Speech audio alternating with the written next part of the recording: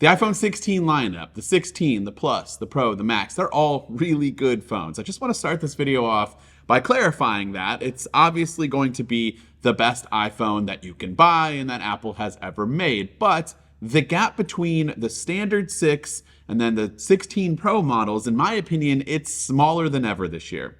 It's been 2 weeks since the new iPhones were released to the public, and since I have been using and testing all of these new devices. And I have to say that this is the first time in my life where the Pro just doesn't feel all that Pro to me, or at least in comparison to the standard 16 and 16 Plus. It's probably because the super techie features that us nerds would freak out about exist on that entry-level model. The action button, camera control, dynamic island, and then later this year, all iPhone 16 models will get Apple Intelligence. So every one of those new features are all on the iPhone 16, 16 Plus, 16 Pro, and 16 Pro Max. There's really only one Pro feature that's something I have a hard time living without, and that's the 120 Hz ProMotion display.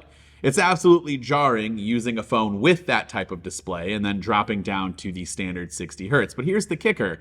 You get used to not having it pretty quickly. And so if I just committed to like a week or two without it, it's really hard to notice. And if you've never had it in the first place, well, then you can't really miss it now, can you?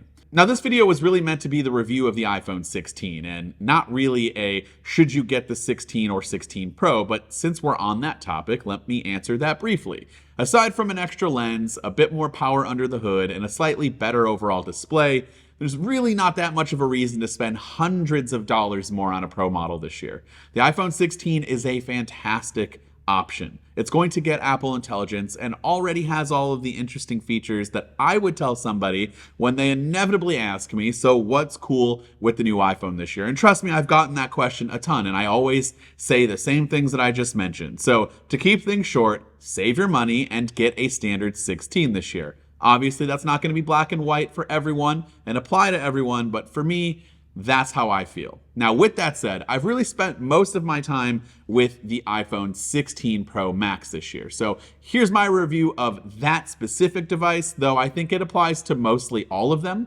And I'll eventually come back and revisit this phone over the course of the year. But as far as what's new and how I'm liking it over the last 2 weeks, it's been a bit of a mixed bag.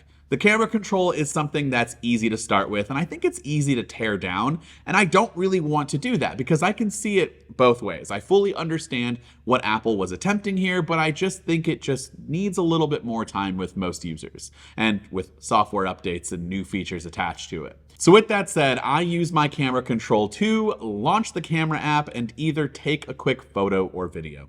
The haptic gestures are just too hard to use one-handed, and I rarely take photos or videos in landscape orientation, which is why it's really hard to use one-handed. When I do, it's a bit easier to navigate in landscape, but I often find myself just kind of using the on-screen controls anyways. It's just faster. I don't think Apple should abandon chip with this button. Again, I just think and I hope that it continues to evolve and become more useful over time. Now, before we get on with the rest of this video, I do want to give you more information about today's sponsor, ESR. ESR makes some of the best iPhone cases and accessories out there, and with the new iPhones comes a new lineup of cases. These cases offer a sleek design and a slim yet durable back, which means protection that you can trust without sacrificing fast MagSafe charging speeds. ESR's own tests show that charging on an iPhone 15 Pro Max with the Stash Stand case is at least 30 minutes faster than comparable cases from other brands. The Stash camera stand was designed to offer unrestricted phone use while attached to MagSafe accessories. From 15 to 85 degrees, you can choose the perfect viewing angle for any activity, whether it's video calling, you're streaming, gaming, browsing, whatever it might be, you're going to find a great angle to do all of that in. There are 3 different types of cases that I have here. The CloudSoft case, which is super comfortable in the hand, offers some exciting colors. The classic hybrid case that has that original look and feel. It's clear, it lets the iPhone colors do the talking, and it offers solid protection for your new device. And for those that need even more protection, you have the new Cyber Tough case. Now, the whole collection is meticulously tested to exceed military-grade protection standards, ensuring your device stays safe in any scenario. The Cyber Tough case gives you drop protection from the highest, most impressive height, which is 23 feet, while the classic hybrid and cloud-safe cases can withstand drops from up to 11 feet, which is still more than enough for me, and I'm not really dropping my phone from more than 11 feet anyways. ESR also offers an incredible screen protector with the easiest application process ever. Seriously, super quick, and you get no bubbles. So if you want more information about ESR and all of the cases, click the link in the description down below to check it all out. Thanks ESR for sponsoring this video. All right, so back to the cameras. Here are a few camera samples from the last few weeks. Now, we did an entire video reviewing the camera in more detail, and you can check that video out by clicking the card here in the top right corner, so I'm not gonna spend too much time on it. But the TLDR of the camera is that it honestly feels a lot like the same camera from last year, at least for me, with the iPhone 15 Pro Max. There's supposed to be some big improvements to the ultra-wide, and while I can see in some situations that it has been improved, I wouldn't say it's anything drastic, and I don't know that most people could really tell a difference. The biggest changes come in a few new modes though.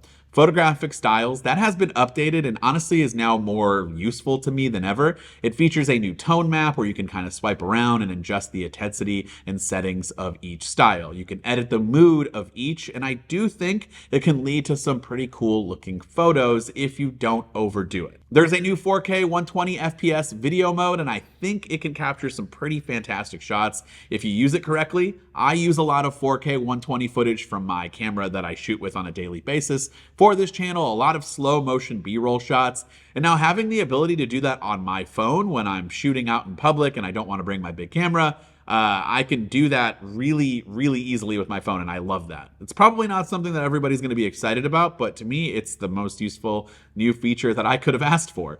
Now, the same could be said for the new audio mix feature. It's handy to have, but it's probably not a marquee feature for everyone.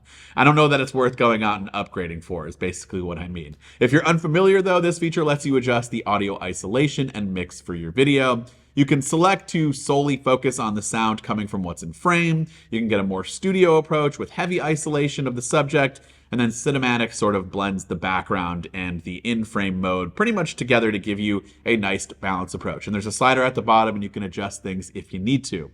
It's cool, it works pretty well for the most part, but if you adjust that slider a little too far, things can get a little weird, so I just think you shouldn't overdo it. Just not sure how useful this is going to be for real life scenarios, but it is something that you can use. And that's really it for all of the big marquee features of the new iPhone 16 Pro Max, or at least what's available right now. There is a new A18 Pro chip inside, and everyday performance has been solid as usual, but it is there primarily for assisting with Apple Intelligence and those features which are not out to the public yet. It will be soon, and I have been using it in iOS 18.1 with Apple Intelligence in the beta form, so the last few months have been interesting during my testing, and I do think there are a few features that are really, really good. But it's tough to say that you should buy this phone because of those features. Because to be honest, there's still a lot of room for growth here. And a lot of these features that are interesting from Apple are, like the new Siri changes and Genmoji and Image Playground. Like a lot of those big marquee ones that got a lot of stage time, those aren't even in beta form yet. I haven't been able to use them at all. I haven't even seen them since WWDC.